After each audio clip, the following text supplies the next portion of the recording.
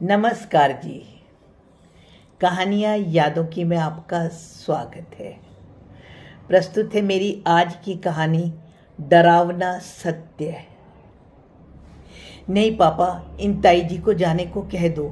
हम कभी गांव जाएंगे ही नहीं। नहीं, हम कभी गांव नहीं जाएंगे। और मैं अपनी छोटी बिन्नी को भी गांव में नहीं ले जाने दूंगी। पापा, इन्होंने और दादी माँ ने ही मुझे मारा था। ऐसा बोलकर खुद को प्यार करती हुई रजनी ताई को गुड्डी ने बहुत दूर झिड़क दिया। 4 वर्ष की नन्ही गुड्डी के मुंह से ऐसा सुनकर सभी हैरान हो गए थे। वैसे भी गांव से आए हुए उन्हें तो लगभग 6 साल हो गए और गुड्डी को लेकर तो वो गांव लगभग 2 साल पहले दीपावली पर गए थे। फिर गुड्डी को किसने कब मारा? गुड्डी तो बाहर चली गई थी। लेकिन श्रोतागण, आइए पहले तो मैं आपको इस परिवार के बारे में जानकारी दूं। गांव में रजत चौधरी, गुड्डी के दादाजी, बहुत प्रभावशाली और अमीर व्यक्ति थे। उनके 2 बेटे दिनेश्वर चौधरी और राजेश्वर चौधरी, दोनों की शादी पास के गांवों के बड़े जमींदार चौधरियों के ही हुई थी। दिनेश्वर चौधरी के 2 पुत्र हुए। तीसरी बार जब उनकी पत्नी रजनी गर्भवती हुई तो समीप के अस्पताल में ही लिंग जांच करवाने पर पता चला कि उनको अब पुत्री रत्न की प्राप्ति होने वाली है। अब चौधरियों की नाक का प्रश्न था, इसलिए बड़ी चौधराइन और रजनी की सहमति से गर्भपात करवा लिया गया।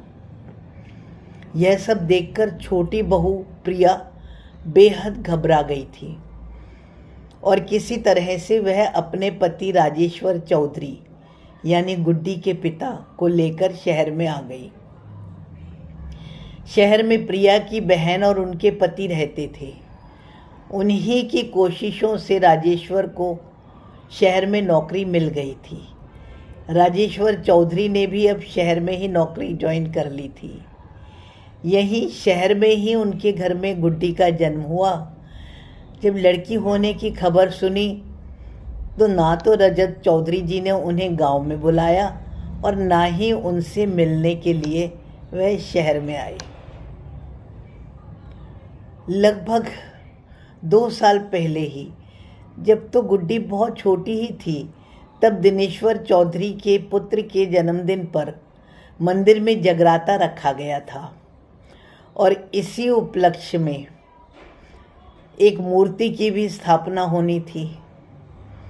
इसीलिए राजेश्वर चौधरी को भी अपने पूरे परिवार के सहित गांव जाना पड़ा था।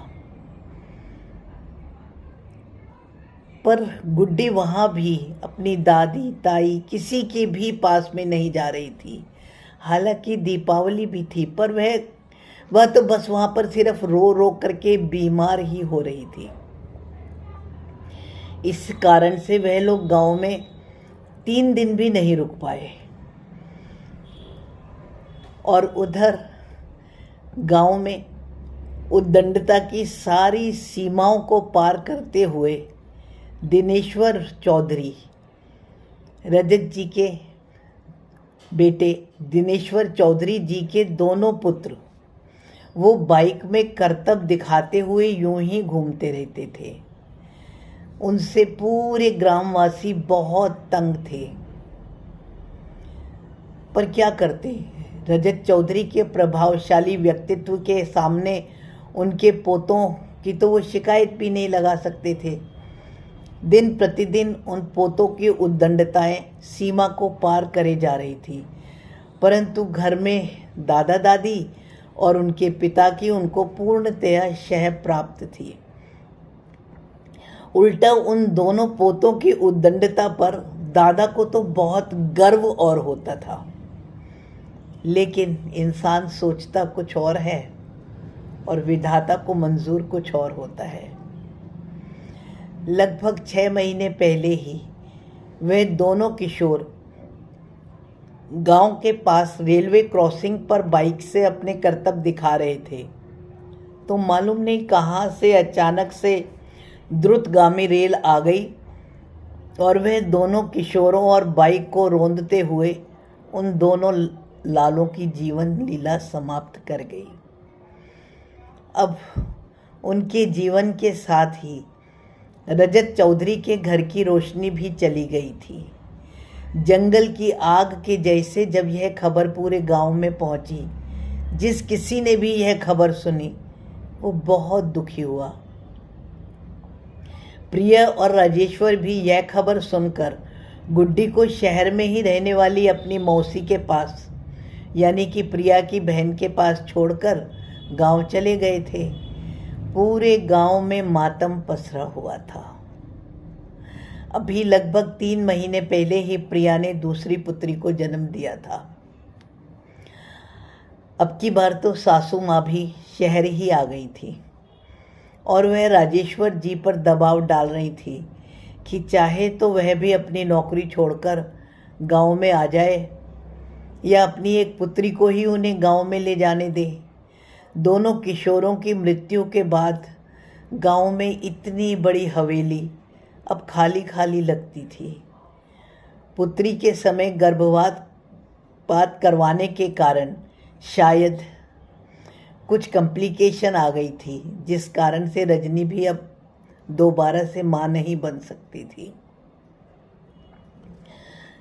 इस पूरे घर में दुख और अकेलापन को दूर करने के लिए चौधरी परिवार को बस अब एक यही रास्ता दिख रहा था कि उनके बेटे राजेश्वर चौधरी का परिवार अब गांव में वापस आ जाए। वो अब किसी भी सूरत में उनको या उनकी एक बेटी को तो गांव में अपने साथ लिए बिना जाना ही नहीं चाहते थे।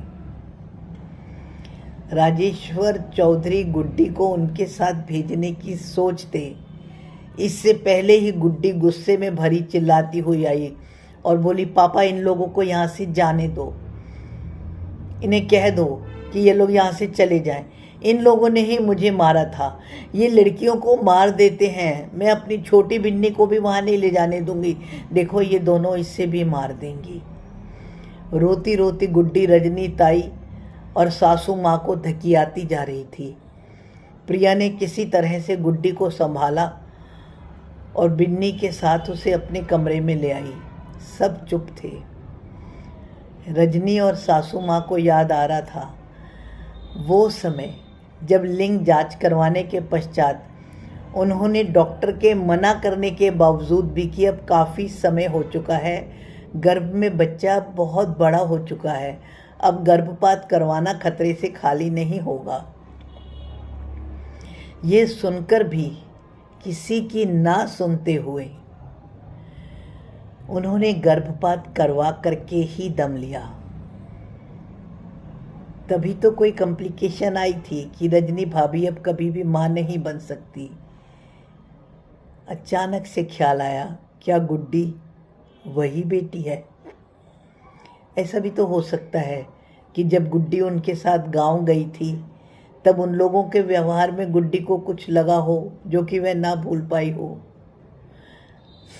यह किस्सा सोचने में तो डरावना ज़रूर है, लेकिन इस बात में तो सच्चाई है ही ना कि आप कुछ भी बुरा करोगे तो यह तो मानना ही पड़ेगा कि सब परमात्मा की नज़र में रहता है और उनसे कुछ नहीं छिप सकता, और फल आज ना तो कल मिलना अवश्यंभावी है।